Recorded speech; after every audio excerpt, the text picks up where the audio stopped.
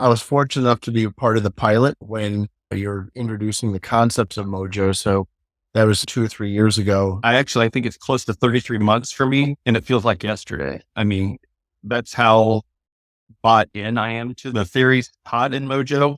Each meeting, we dedicate 25% of the meeting to our own personal development because I'm part of it as well and always learning.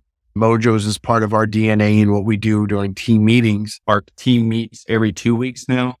Scott's incorporated like the back half of this meeting. Now that the new Mojo app is available, everybody takes turns of picking a topic in a podcast, and then they lead the half-hour discussion. And I find it interesting because whatever the topic it is, they pick off the Mojo app.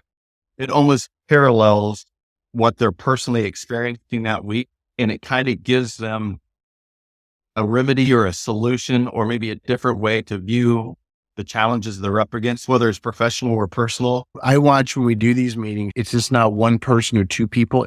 Everyone's talking and waiting to jump. Yeah, that's great. That's great. The other thing I noticed from this, and again, it just kind of flows. And, for me as a leader, I can almost step back and just really value and listen to what they're saying. When they get the team's viewpoint of like how they took away from it, I think people find a lot of solace. And then when it all comes together, I think they're in a better mind space to handle with that particular issue that they're dealing with, whether it's professional or personal. And I think that's one of the most important things about Mojo. It's not siloed. It's not just something that from 8 to 5, Monday through Friday, you leave it at the office. This, if you really lean into it, can be life-changing. In fact, we just promoted another person to our team. And I think the person started on a Monday. I think we had a team meeting that afternoon. And so, obviously they didn't know a lot about what was going on, but they heard what we were talking about. And it was interesting for me to hear her chime in right away. I'm like, I didn't listen to the podcast because I just joined the team, but like her version and her thought process behind what we were talking about, to the point which we were all like, wow. If the ask was, could you sign me up? And I'd like to lead the next session. I was like, that's impressive. Kind of changes your brain chemistry to look for opportunities to extrapolate the positive or to impose positivity in a situation.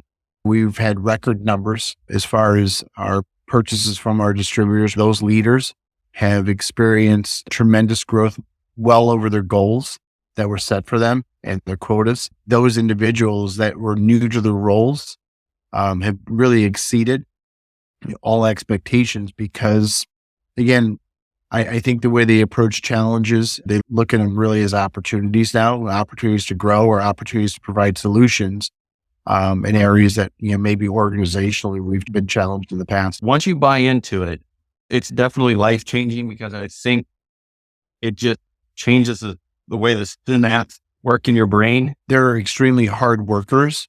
So it's never been a question of work ethic, but I think it's sometimes mindset and getting your mind in the right place to be successful and to see success and sometimes see little victories. I've never heard someone ever say, I don't like to be around so-and-so person. They're too positive.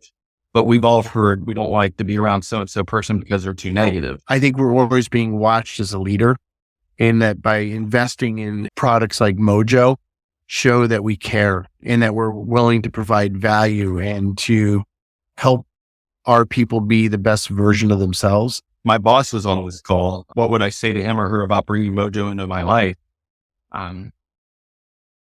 This is simplistic, but I'd say thank you, because in my 23 years of being in sales, this is the first time that I've ever actually had a manager to invest in our team, and me included, on a journey as opposed to an occurrence. So I would say thank you, because I think it's made me a better friend outside of work to my friends.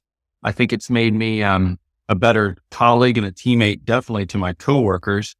I'm going to go out on a limb and says it made me a better husband, but you would have to ask the wife about that. All this stems from having the Mojo minds be a part of your culture in a company. And I think that would be the summarization of Mojo. You're constantly looking for opportunities to make a positive impact on others. And if we do it long enough, cultures change. Mojo has made a tremendous impact on my team, and it has helped them understand the value that I place in each one of them. And at the same time, help them and us be the best version of themselves each day. I believe if I was ever put in a position of leadership in our organization because of what Scott Welch has given me with this opportunity, I could hit the ground running. And if I had 68 people I was in charge of, I think it would be very easy for me to have 68 different conversations to match 68 different personalities. I don't think I would have been able to do that prior to Mojo.